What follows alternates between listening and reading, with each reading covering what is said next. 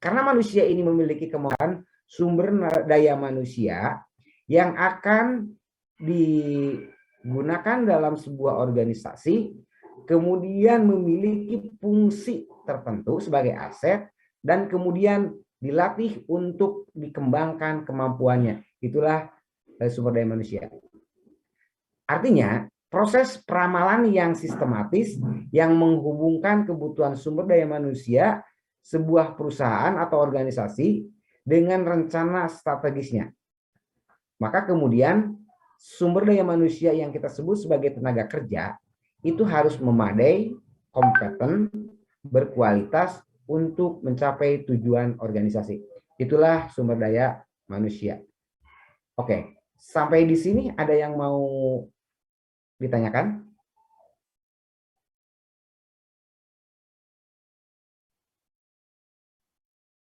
Ada yang mau ditanyakan dulu? Ini Bapak kelas, mungkin ada, Pak. belum ada ya? Ini kelas konsentrasi sumber daya manusia. Jadi mungkin begini, kalau kalian apa namanya, ini akan yang akan menjadi core kalian gitu. Core kalian itu di sumber daya manusia. Yang nanti berbeda mungkin akan berbeda gayanya atau stylenya, kemampuannya pasti berbeda dengan kelas konsentrasi yang lain. Maka idealnya memang mata kuliah konsentrasi itu harus diberikan secara langsung dan dilakukan satu pendalaman.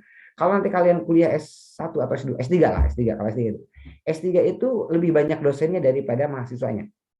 Jadi kalau satu mata kuliah misalkan perencanaan sumber daya manusia, itu dosennya bisa 5 dan itu diulang terus dan diulang. Karena itu akan menjadi core kalian gitu. Menjadi core mahasiswanya. Kebetulan saya konsentrasinya itu di sumber daya manusia. Maka kemudian saya harus memahami betul apa itu sumber daya manusia. Nah, dalam pemahaman sumber daya manusia atau apapun, tidak bisa sekilas. Tidak bisa tanpa ada pendalaman. Maka kemudian mata kuliah konsentrasi ini saya sih berharap karena ini akan menjadi identitas kalian, akan menjadi kepakaran kalian nanti, harus bisa memahami ini. Dengan cara apa? Pertama baca buku, kedua adalah diskusi. Itu yang paling penting. Maka diskusi akan menjadi salah satu media untuk meningkatkan kemampuan. Dalam hal apa? Dalam hal konsentrasi yang kita pilih. Satu. Lalu juga diskusi itu akan meningkatkan kemampuan kita dalam public speaking formal. Nah, itu yang saya berharap seperti itu. Oke, baik. Itulah pengertian perencanaan sumber daya manusia. Kemudian ada beberapa pendapat menurut para ahli. Tidak bisa kita juga mengambil sesuatu tanpa ada referensi. Nah, referensi itu adalah yang akan menjadi dasar ketika kita menyampaikan sesuatu secara ilmiah. Kenapa harus berdasarkan referensi? Karena referensi tersebut telah diakui kebenarannya sebagai sebuah teori yang didokumentasikan dalam bentuk buku. Nanti kalian kalau bikin skripsi itu wajib memiliki buku referensi. Karena itu adalah pendapat para ahli yang telah teruji. Berbeda dengan opini. Kalau opini mungkin kita bisa menyampaikan sesuai dengan pendapat kita masing-masing. Tetapi kalau sudah bicara referensi, maka itu harus bersumber pada teori-teori yang diakui. Nah, pengakuan teori itu biasanya terdokumentasikan dalam sebuah bentuk buku.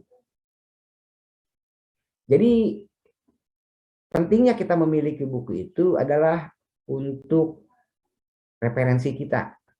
Baik referensi kita di kelas sebagai bahan diskusi, juga referensi kita nanti buat kita membuat skripsi. Seperti itu. Nah, ada beberapa pengertian yang disampaikan oleh para ahli. Nanti kalian, kemarin saya sampaikan, bukunya apa? Buku referensi itu ini salah satunya menurut Robert L. Malthus dan John N. Jackson. Kalian bisa cari baik itu e-book maupun buku cetak biasa sebagai bahan referensi kalian. Karena itu wajib. Bolehlah kalian patungan, bolehlah kalian juga beli sendiri, itu nggak masalah. Yang penting nanti ketika saya memberikan tugas, kalian bisa menunjukkan bukunya ada. Maka mana Intan? Intan? Iya, Bapak. Nanti tolong kalian kalau saya sudah menyampaikan materi ini, kalian Zoom-nya dilanjutkan untuk membuat kelompok ya. Nanti minggu depan saya minta minta kelompok yang sudah dibagi itu, kemudian nama kelompoknya, lalu struktur organisasi di kelompok itu. Kenapa saya dalam kelompok itu dimintakan strukturnya? Supaya nanti kalian dalam membuat perencanaan sumber daya manusia itu, job desk-nya itu jelas. Nanti akan saya ulas lagi di pertemuan nanti setelah materi ini selesai. Nah, ada beberapa pendapat tentang perencanaan sumber daya manusia. Yang pertama itu menurut Robert L. Malthus dan kawan-kawan, di bukunya itu yang dicetak pada tahun 2001, perencanaan sumber daya manusia adalah proses analisis dan identifikasi tersedianya dan kebutuhan akan sumber daya manusia sehingga organisasi tersebut dapat mencapai tujuan. Nah, di awal saya sampaikan bahwa sumber daya manusia itu adalah aset. Kenapa bisa dikatakan aset? Karena hanya dengan sumber daya manusia lah maka tujuan organisasi itu bisa tercapai. Pertanyaannya adalah sumber daya manusia yang bagaimana? Tentunya sumber daya manusia yang sesuai dengan core daripada organisasi tersebut. Baik itu organisasi bisnis atau perusahaan, organisasi pemerintahan, maupun organisasi sosial. Disinilah pentingnya kompetensi orang atau sumber daya manusia. Maka kenapa kalian hari ini dibagi menjadi 3 konsentrasi? Agar kalian memiliki kompetensi. Untuk apa kompetensi tersebut? Untuk memenuhi kebutuhan yang dibutuhkan oleh organisasi ketika nanti kalian selesai mengikuti pendidikan di UGJ ini. Karena berbeda gitu. Nanti gaya berpikir orang marketing, gaya berpikir orang sumber daya manusia, gaya berpikir orang finance itu berbeda. Maka disinilah pentingnya kalian mendalami dan terus mendalami tentang konsentrasi yang telah kalian pilih hari ini. Tadi saya sampaikan dengan cara apa? Diskusi lah, baca buku lah. Nah, oleh karena itu maka coba kalian setelah nanti dibentuk kelas, saya nanti minta untuk minggu depan mungkin kalian diskusi, lalu kemudian buku referensi. Ya tadi untuk meningkatkan kemampuan dan kompetensi kalian nanti ke depannya. Hidup ini tidak pernah ada yang tahu. Setelah nanti kalian lulus, mungkin nanti kalian ada yang bekerja, atau juga mungkin ada di antara kalian yang jadi pengusaha. Nah, sumber daya manusia itu memiliki peranan penentu ketika kita misalkan menjadi pengusaha. Kita butuh dong yang namanya karyawan atau sumber daya manusia. Nah, kalau tanpa ada satu perencanaan yang tepat, maka kemudian karyawan yang telah kita rekrut itu akan menjadi sia-sia. Dan banyak pula sumber daya manusia ketika bekerja misalkan, baik itu di organisasi pemerintah maupun organisasi bisnis, kemudian dimutasi, dirotasi. Hormat kenapa? Karena sumber daya manusianya itu tidak memiliki kemampuan. Biasanya di organisasi bisnis yang kepemilikannya itu adalah swasta, itu banyak. Seorang udah direkrut, bekerja, tetapi kemudian kompetensinya tidak jelas gitu, tidak sesuai dengan apa yang dibutuhkan oleh organisasi bisnis tersebut, ya dikeluarkan. Karena begini, ketika satu organisasi bisnis merekrut orang, bukan berarti orang tersebut untuk melengkapi, itu bukan. Tetapi untuk membantu mencapai tujuan dari organisasi tersebut. Melalui apa? Melalui target-target yang telah ditetapkan. Maka persiapkanlah dari sekarang ini kemampuan dan kompetensi kalian. Tidak bisa, saya yang penting ngelamar pekerjaan. Iya, ngelamar boleh, itu hak semua orang. Tapi diterima belum tentu, satu. Kedua, ketika kalian diterima, tadi bukan untuk melengkapi. Maka kemudian tadi saya sampaikan bahwa ini adalah aset. Aset untuk mencapai tujuan perusahaan. Nah, di situ akan muncul yang namanya hak dan kewajiban sumber daya manusia atau karyawan tersebut. Kalian akan mendapatkan hak-hak kalian. Tetapi jangan lupa ada kewajiban-kewajiban kalian yang harus ditunaikan. Nah, itu menurut Robert L. Malthus dan kawan. Kemudian menurut Andrew Escula, bahwa perencanaan sumber daya manusia adalah proses menentukan kebutuhan tenaga kerja dan berarti mempertemukan kebutuhan tersebut agar pelaksanaannya berinteraksi dengan rencana organisasi. Tadi saya sampaikan, bukan hanya melengkapi, tetapi menentukan satu titik temu, kemudian berinteraksi dengan rencana dari organisasi tersebut. Rencana dari organisasi ini adalah tujuan maksudnya. Nah, bagaimana mempertemukan kebutuhan tersebut dengan melakukan satu pelaksanaan yang berinteraksi dengan rencana organisasi. Atau kita kenal, di sini ada yang ini enggak? Ada yang aktif di ini enggak? Di mana? Ada yang aktif di organisasi enggak? Halo? Ada yang aktif di organisasi enggak di sini? Gimana, Pak? Ada yang aktif di organisasi enggak di sini? Di BEM, di apa? BPM atau di organisasi ekstrakurikuler? Ada, Pak.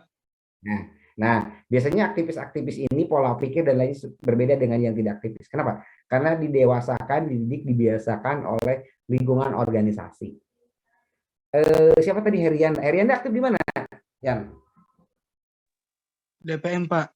DPM. DPM memiliki program kerja kan? Nggak ada, Pak. Hah? Proleg ada program legislatif. Kenapa? Kalau proker BEM, Pak. Kalau DPM proleg. Oh, sorry. Ada proleg. Sorry. Ya. Kan program legislasi itu melegislasi dari program kerja kan? Artinya Iya, Pak. ada kerja-kerja dari legislator tersebut, betul kan? Iya, Pak. Nah, kerja-kerja dari legislator itu nanti akan diimplementasikan oleh eksekutif, oleh BEM. Iya, betul, Pak. Nah, maksud saya, kerja-kerja kalian membuat legislasi itu adalah bagian daripada program kerja atau rencana kerja atau job desk daripada anggota Dewan Perwakilan Mahasiswa tersebut. Artinya apa? Si DPM ini memiliki target, memiliki tujuan untuk membuat legislasi yang nanti kemudian akan diserahkan kepada eksekutif. Artinya apa? Program kerja yang ada di DPM itu adalah membuat legislasi-legislasi tersebut. Itu namanya program kerja. Bentuknya legislasi, program kerjanya. Legislasinya berupa apa? Berupa program kerja yang akan nanti dilaksanakan oleh BEM.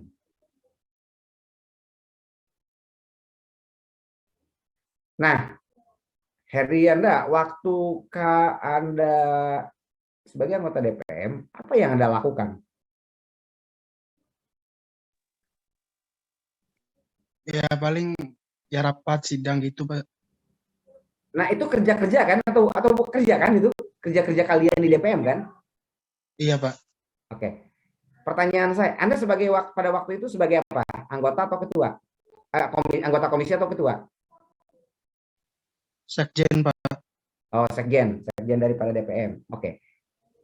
Nah, Ini kita bahas dari organisasi yang miniatur aja sendiri, yang skalanya lebih kecil, dan ini termasuk pada organisasi sosial karena kalian tidak digaji kan. Anda sebagai seorang sekjen, kemudian Anda memiliki staf-staf di bawah Anda.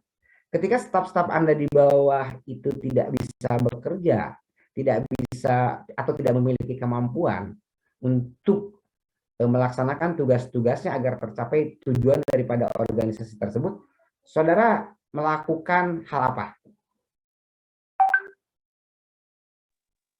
Kasih penjelasan terlebih dahulu Pak gitu mengenai tupoksinya. Oke, memberikan penjelasan. Kalau sudah diberikan penjelasan lalu tidak paham-paham, Anda jengkel apa enggak? Jengkel Pak. Nah, ini artinya bahwa tadi saya sampaikan bahwa sebuah organisasi, terutama nanti ketika sudah menjadi organisasi bisnis ya, setelah kalian nanti melamar nanti bekerja, ketika tidak paham maka kemudian jengkel dan tidak menutup kemungkinan untuk diberhentikan secara tidak hormat. Karena tadi ketika kalian direkrut itu bukan hanya sekedar untuk melengkapi jumlah yang ada di organisasi, tetapi mengisi satu kekosongan yang ada di organisasi tersebut agar organisasi itu tercapai tujuannya. Maka di situ ada kerja-kerja yang sesuai dengan pekerjaan yang dibutuhkannya. Tadi contoh kecil ketika kita berbicara dalam skala kecil, organisasi sosial, badan perwakilan mahasiswa gitu. Di mana tupoks targetannya adalah membuat targetan program kerjanya adalah membuat legislasi untuk diimplementasikan oleh lembaga eksekutif. Maka buatlah itu legislasi tersebut. Kemudian di legislasi itu kan tidak hanya satu, tapi ada beberapa komisi. Komisi-komisi tersebut membidangi A, B, C, D, dan sebagainya. Artinya apa? Harus memiliki kompetensi berdasarkan tadi. Misalkan komisi A bidang apa? Herianda. Legislasi Pak. Bidang legislasi. Salah satu program kerja yang akan menjadi legislasinya itu apa? Contohnya apa? Peraturan buat ADRT Pak. Nah, membuat ADART, membuat ADART misalkan. Tentunya sumber daya manusia yang dibutuhkan untuk membuat ADART minimalnya yang paham aturan-aturan yang tidak merugikan pada salah satu pihak, misalkan contohnya. Kan itu. Tidak bisa dilaksanakan orang yang kompetensinya misalkan dalam budgeting, dalam mengatur tentang keuangan itu nggak bisa. Lalu kemudian pengertian menurut Mondi Enu pada tahun 195, ini buku yang lama, tapi begini ya, saya kebetulan membimbing mahasiswa juga, ada beberapa mahasiswa yang menanyakan, Pak ini bukunya terbitan boleh nggak kurang dari 5 tahun? Loh yang namanya teori itu dari zaman dahulu gitu. Cuman ada edisi revisi dalam buku, isinya kan sama saja. Jadi tidak ada batasan untuk buku referensi. Kalian kalau punya buku tahun 1945 pun nggak masalah. Gitu. Karena isinya tetap sama. Jangan terjebak kepada tahun. Karena tahun itu biasanya revisi. Ya pemilik teorinya tetap. Karena nanti kalian harus pahami, ada penulis teori, ada pencipta teori itu berbeda. Kalau Mondi, siapa ini yang saya tahu itu Robert L. Malthus, Andrew, itu tuh dia yang membuat teorinya. Mungkin dibukukannya oleh siapa kita nggak tahu. Nah, menurut Mondi Enu pada tahun 195, perencanaan sumber daya manusia adalah proses yang secara sistematis mengkaji keadaan sumber daya manusia untuk memastikan bahwa jumlah dan kualitas dengan keterampilan yang tepat akan tersedia pada saat mereka dibutuhkan. Artinya apa? Kalau tidak dibutuhkannya buat apa gitu? Buat apa kita rekrut sumber daya manusia tersebut? Nah, oleh karena itu, betapa pentingnya perencanaan sumber daya ini, karena nanti dari perencanaan sumber daya manusia itu nanti turunannya kepada rekrutmen, lalu kemudian kepada nanti seleksi.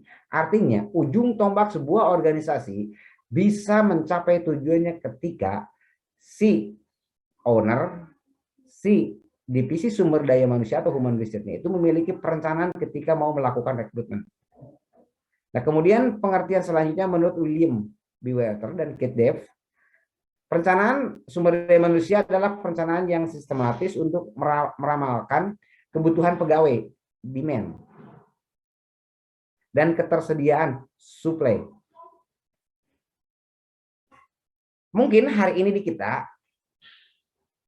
angkatan kerja tidak sebanding lurus dengan lapangan kerja itu mungkin. Tetapi jangan salah, banyak perusahaan-perusahaan yang membutuhkan tenaga kerja, tetapi kemudian kompetensi yang dibutuhkan itu terkadang susah dicari. Maka kalau nggak salah tahun berapa ada yang viral, mahasiswa UI baru lulus ditawarin kerja, gaji pertamanya 8 juta, nolak, dan dia kalau nggak salah di TikTok apa di IG itu ya. Ini sempat viral juga. Dibilangnya sombong. Ya karena dia menganggap saya memiliki kompetensi, saya memiliki kemampuan, maka saya tidak akan jual murah. Nah itu maksudnya. Kemudian pada masa yang akan datang, baik jumlah, jenis, tiap departemen, dalam hal ini adalah Human Resource Departemen, dapat merencanakan pelaksanaan rekrutmen, seleksi, pelatihan, dan aktivitas lainnya dengan baik. Ini menurut William D. Welter and Kate Dev. Artinya apa? Artinya bahwa betapa pentingnya kita membuat satu perencanaan terkait dengan pengadaan sumber daya manusia yang dibutuhkan. Cynthia Agustin atau Agung Nugraha atau Linda Tamala ini aktif nggak sih sebetulnya? Cuman oke aja. Cynthia Aktif, Pak. loh, Cynthia itu laki-laki ya? Agung. Maksudnya ini yang ini Cynthia Agustin itu Agung. Oh enggak, tadi kan Bapak kan nanya Agung Nugraha. Saya ada. Oh, Cynthia aktif. Siapa ini? Priska Hadir, Pak. nah, lagi di luar ya, Opem? Enggak, di rumah, Pak. Oh, iya. Oke. Sorry, kita kembali lagi kepada tadi.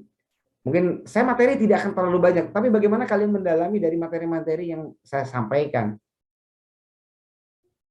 Karena tadi ini yang akan menjadi kompetensi kalian yang telah memilih sumber daya manusia. Jadi nanti kalau orang bertanya tentang sumber daya manusia, tidak bisa itu yang menjawabnya itu adalah anak marketing atau anak finance. Kompetensinya tidak bisa diakui. Kita ragukan. Nah, agar kompetensi kita tidak diragukan, maka kemudian bagaimana kita mendalami dari konsentrasi yang kita pilih tersebut.